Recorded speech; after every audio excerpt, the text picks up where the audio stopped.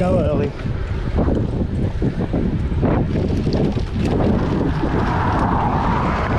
anything comes, I just drop off to the right.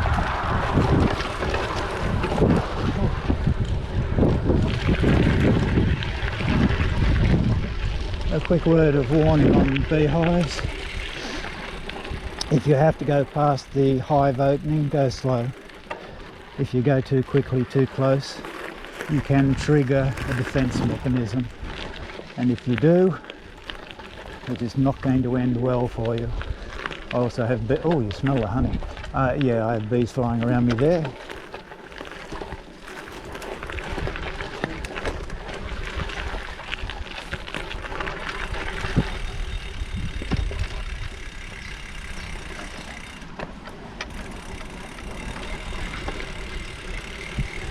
We have a few loose ends from the last ride where I ran the battery right down. The first loose end is I never discovered what would happen at the very last of the battery, whether or not the bike will give you a warning alarm to tell you to choose which gear you want to get stuck in with the Di2. So we didn't go that far, which is a bummer. And another thing I should mention is the first time I did that test, I did go to around the 100 kilometres and I got to 4% of battery at 75, and when I got to the 100 I thought I felt I was overdue for the 3%, but I never saw it on the screen. It always showed me 4%. So that may actually be how it works. I'm not sure.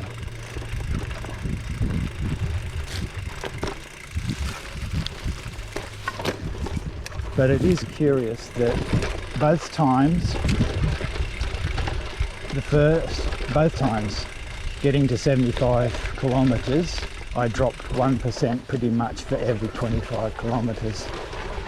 And then this last one, the last 50 kilometres, the battery percentage did not change for some reason, yet it must have, especially after the 105 where I really started hammering the gears, just changing all the time. Relentless it was. Very tiring too when you're riding urban. However, the battery did not run out. I got nothing from it. So as I said, that is an unknown we are yet to resolve. Mind you, let's be honest, who in their right mind is going to take the bike down that low anyway, unless you're doing it just to experiment.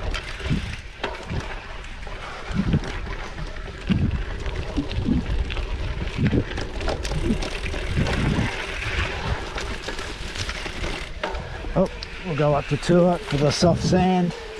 Just gives it that little extra power without me having to work too hard. Right, yeah, back to Eco. Oh, another thing I did work out, because I did experiment with the gears, if I ever had to make the decision on what gear to get stuck in, it would have been 4.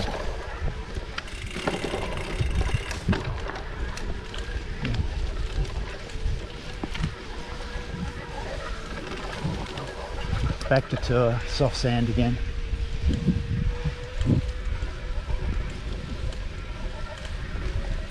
Right, back to Eco.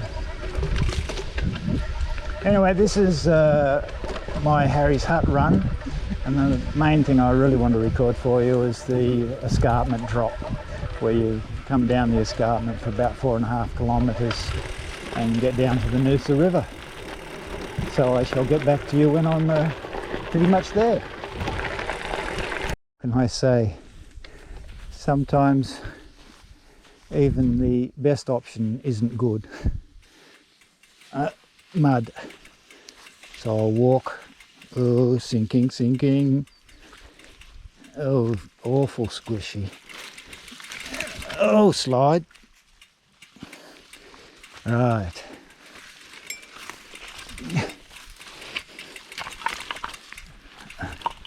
Oh, that's clingy, horrible stuff. Okay, we're nowhere near the escarpment run that I wanted to cut to, but this was... oh, hello. Ah, right, we've got pig tracks here, so we've got ferals, which could explain on the track just back, I saw four-wheel drive tracks with dog tracks beside them, which usually indicates piggers are out. Okay. And there's some wallaby tracks in the mud and some human footprints. Well done.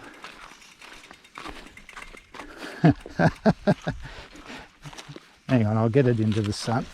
Get it into the sun so you can see. That is the mud on the tyre, and the back one is no better. This is going to have crap go everywhere. Anyway, I'll get back to you. I'd get back to you. It's just too thick. I've got to stick it off.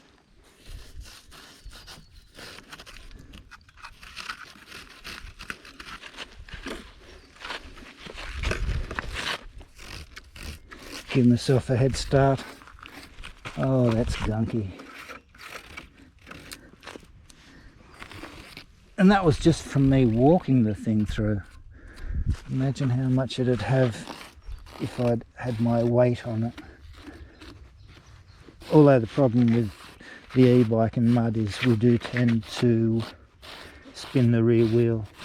There's been a few times I've tried to go through mud and I've got halfway through and the rear wheel just lights up and digs a hole, and then you end up having to carry the bike out of the mud. Oh, can't imagine this is too exciting for you. And I have the front one to go, so I shall get back to you. Thought this was worth getting back for. I found mud in the brake, so I'm giving it a bit of a flush. Sacrifice a bit of water. Hopefully that reduces the wear and tear that's going to happen in there. Also, I've got some chunks up in the cassette that need to be cleared.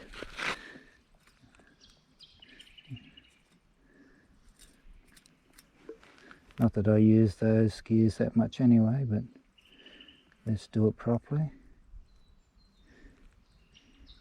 And that's just from walking the bike through at very low speed. And also I've got some big chunks in the chain, so I'll clear those out as much as possible.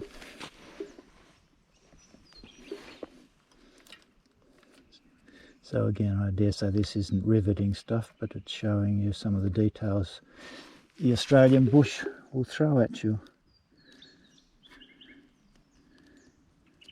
Oh, that's sticky stuff. I've got more to do here. I shall get back to you when I'm actually somewhere closer to where I want to be. Here we are, folks. We've just come under the fence over there, which is why I'm huffing and puffing like crazy. The sign does say no cars or motorbikes, etc. Didn't mention anything about push bikes.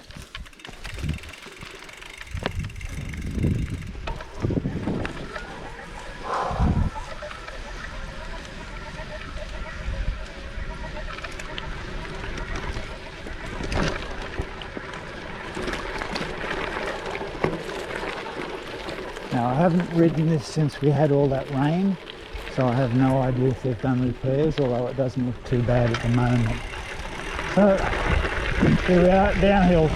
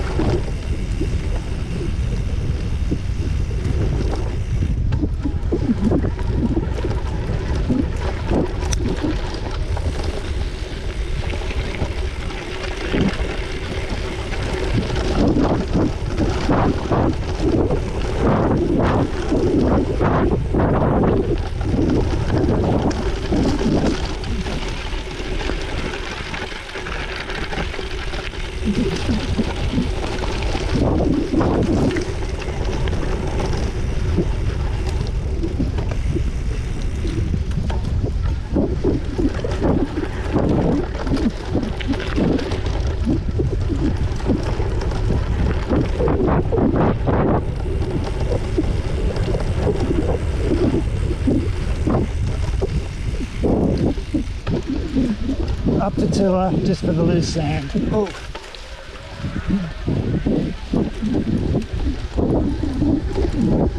Back to Eco.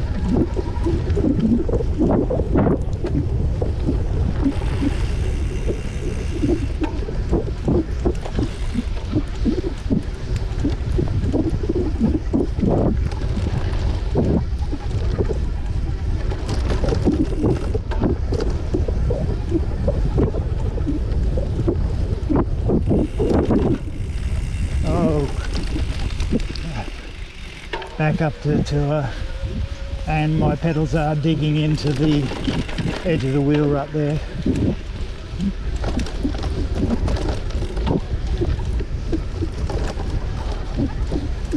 For the record, the left of us is National Park and to the right is private property.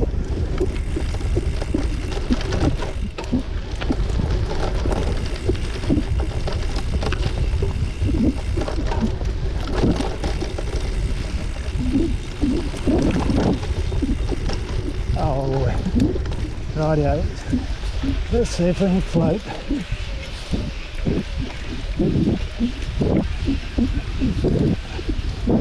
Right, so we got through that at about 24 kilometres per hour.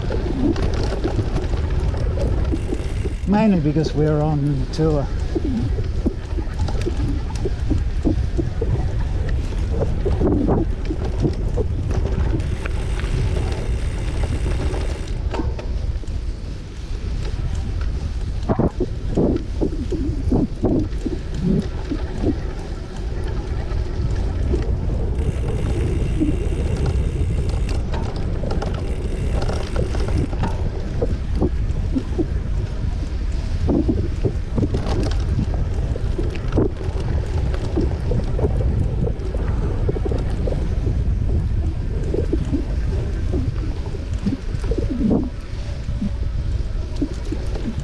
To the left, looks like they've cleared out a little bit.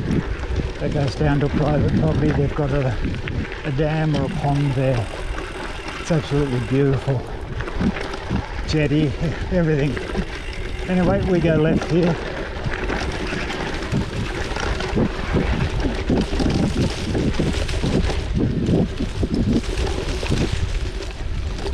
Back to Eco.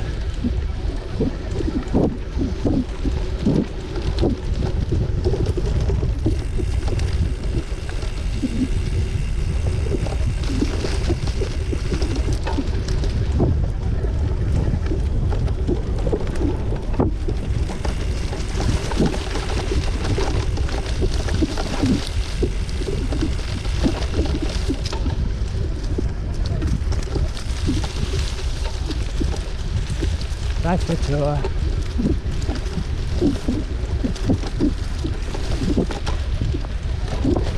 So you may notice the bike's been a bit skittish in some of the sand.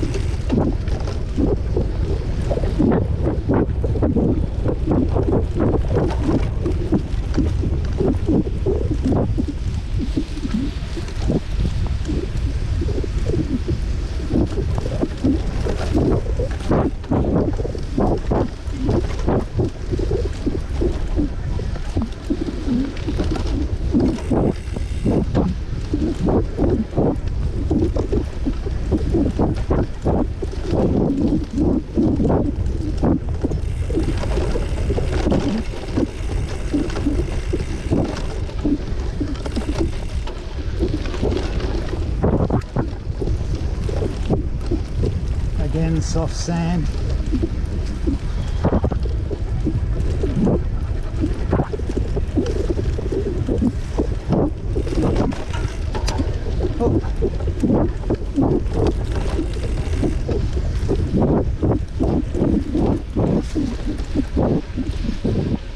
Oh. Not too active.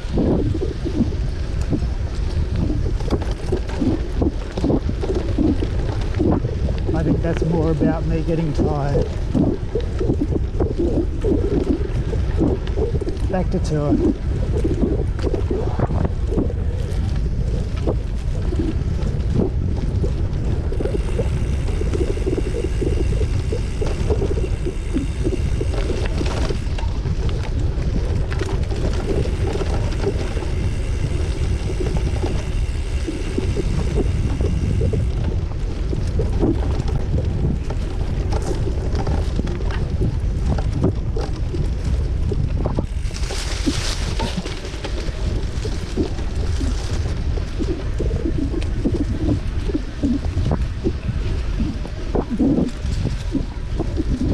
Mind you, we still came through that at 26.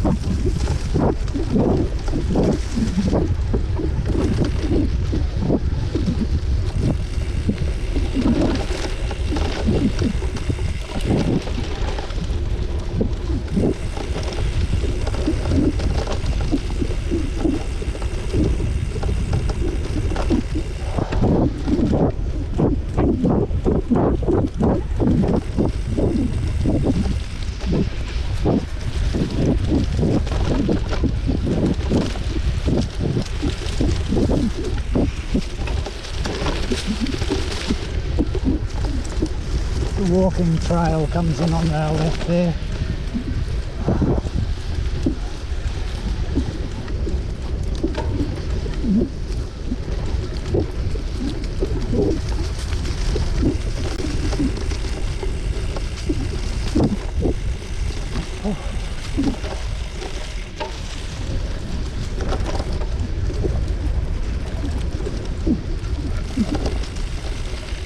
And I'll lean back for those with the big screens.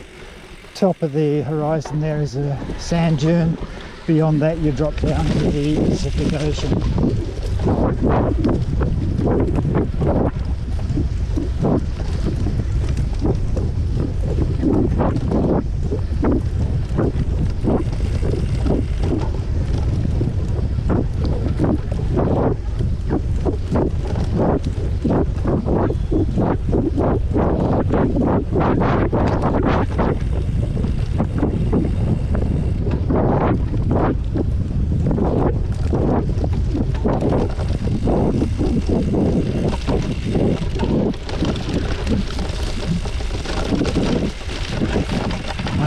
Get down in the soft.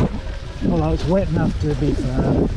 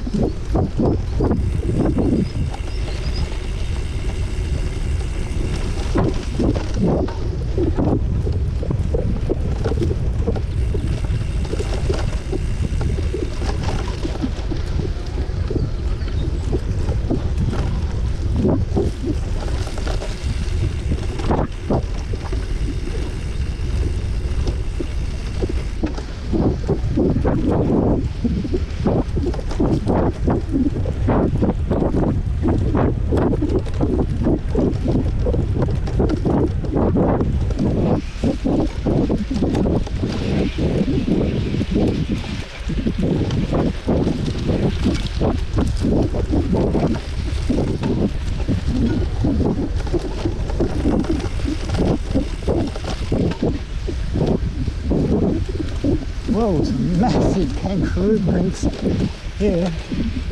That's a big boy.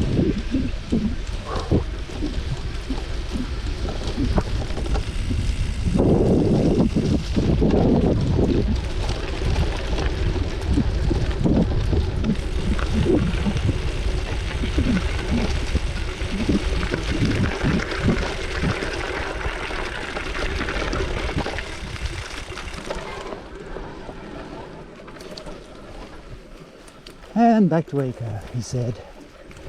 There you go, folks. That has to be one of my all-time favourite downhills. As you would have noticed, hell of a lot of decisions made in a very short time. And as for the sand riding, I've mentioned before, 99% of that is intuition. If you had to wait for your brain to make a decision, you'd fall off. And this is the Noosa River. He said huffing and puffing. Oh, there we go, we've got people in canoes, so we've got school groups or someone down at Harry's hut. Best thing about this part of the river, no petrol or fuel. You can have an electric motor, but you've got to go dirt slow so that it makes it safer for everyone. There are walking tracks on the other side. You can go all the way over to the beach. Anyway, the next part starts over there, and it's the next part of the walking trail, and you're not allowed to ride bikes there. I have ridden through there, and when I do, I usually turn the motor off and I ride at walking speed. There are places in there I walk the bike, there are places I have to carry the bike. So it really works out. It's the same length of time to get here, from here to Harry's hut, whether I ride or I walk. So I'm about to walk. I shall get back to you. Good news, I made the right choice to walk, mainly because there are that many trees down. I couldn't have ridden anyway. We have recorded this before, but here's where I have to actually carry the bike as I walk across a fallen tree.